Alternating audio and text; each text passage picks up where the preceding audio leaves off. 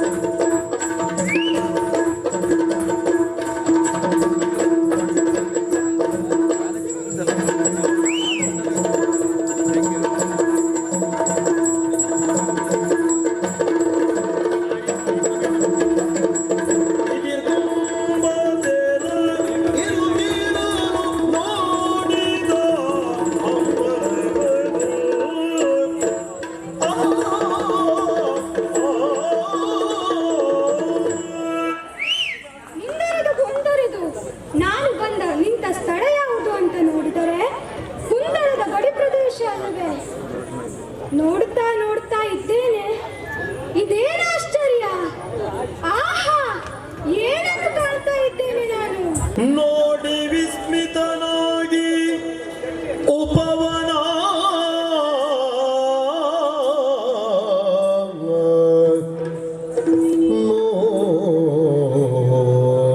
ನೋಡಿ ವಿಸ್ಮಿತನಾಗಿ ಉಪವನ ರೋಡಿಯಳು ಮಿಗಿಲೆನಿಪು ಅಮಮ ರೋಡಿಯಳು ಮಿಗಿಲೆನಿಪು ಅಮಮ ಅಮಮ ಅಮಮ ಅಮಮ ಅಮಮ ಓಡದಿಯ ಮಂದಾಮೀಲನಂತೆ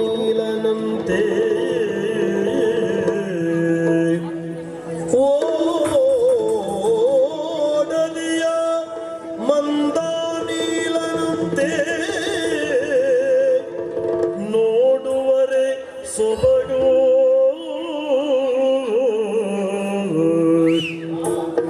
ಮನ ಮಾಡಿ ಮುಂದೆಸೆಯ ನಡೆತರುತ್ತಿರೆ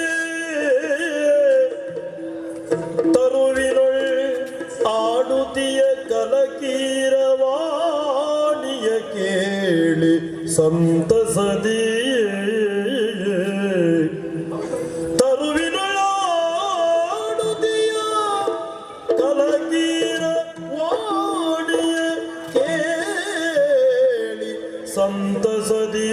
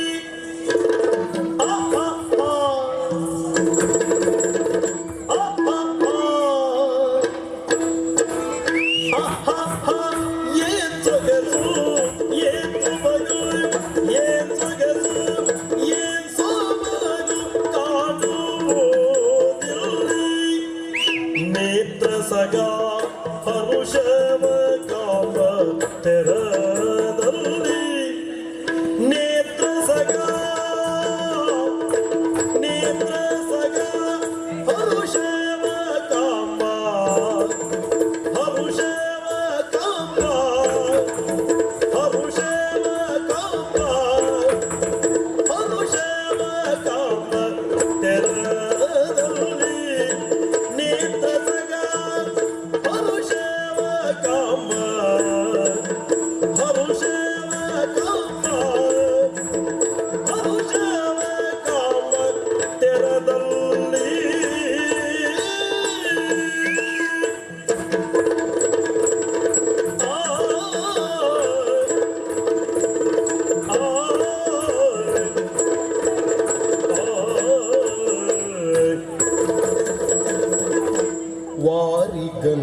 ವಾರಿಗನ್ನಡಿಯಂತೆ ಹೊಳಪಿಂಗ ವಾರಿಗನ್ನಡಿಯಂತೆ ವಾರಿಗನ್ನಡಿಯಂತೆ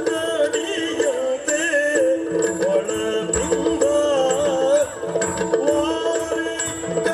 ವಾರಿಗನ್ನಡಿಯಂತೆ ಹೊಳಪಿಂಗ ಕಣ್ಗೆ ತೋರಿ ರಾಜೀಪುದೆಂದು ಬಲು ಚಂದ ಕಣ್ಗೆ ತೋರಿ ರಾಜೀ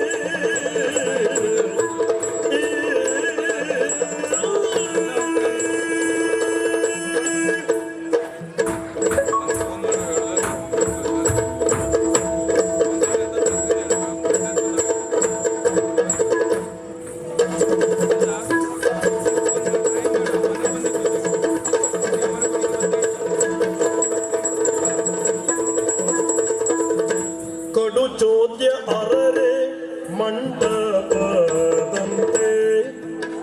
ಕಡು ಚೋದ್ಯ ಅರರೆ ಅಮಮ ಅರರೆ ಅಮಮ ಅರರೆ ಅಮಮ ಅರರೆ ಮಂಟಪದಂತೆ ಮಂಟಪದಂತೆ ಮಂಟಪದಂತೆ ಕಡು ಚೋದ್ಯ ಅರರೆ ಅಮಮ ಅರರೆ ಮಂಟಪದಂತೆ ಮಂಟಪದಂತೆ ಮಂಟಪದಂತೆ ಸುಮವಿಡಿದ ಗಿಡವು ತೋರಣದಂತೆ ಸುಮವಿಡಿದ ಗಿಡವು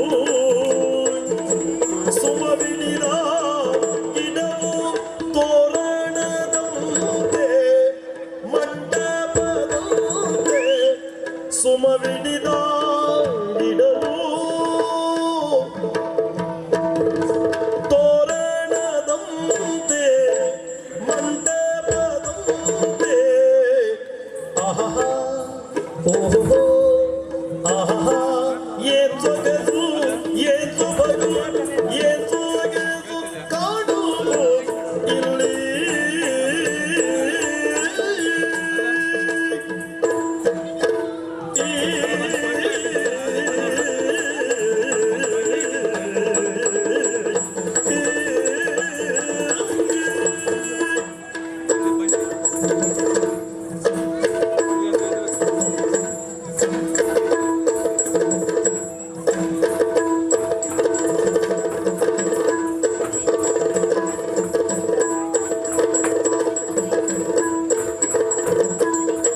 ಕಡು ಚೋದ್ಯ ಅರರೆ ಮಂಟಪದಂತೆ ಸುಮವಿಡಿದ ಗಿಡವು ತೋರಣದಂತೆ ಆಹಾ ಓಹೋ ಆಹಾ ಎದುರುಗೆದು ಕಾಣುವುದು ಇಲ್ಲಿ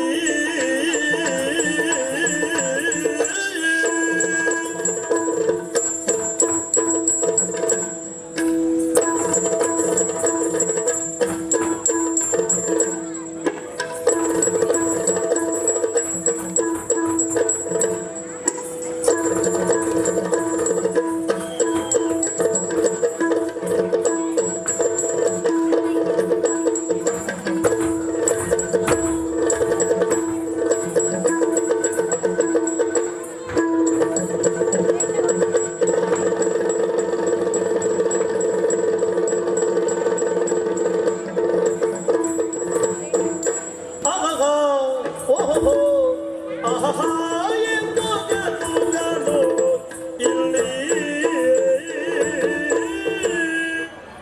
ಆಹಾಹಾ ಓಹೋ ಎಷ್ಟು ಸೊಗಸಾಗಿದೆ ಈ ಪವನ.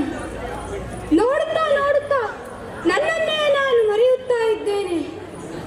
ಬೆಳೆದು ನಿಂತಿರುವಂತಹ ಮಾಮರವನ್ನು ನೋಡಿದರೆ ಅದರ ಮುಂದೆ ಮಾನವರಷ್ಟು ಕುಬ್ಜ, ಅದರೆತ್ತರಕ್ಕೆ ನಾವು ಬೆಳೆಯಲಾಗುವುದಿಲ್ಲವಲ್ಲ ಎನ್ನುವ ಕೊರಗು ಕಾಡುತ್ತದೆ.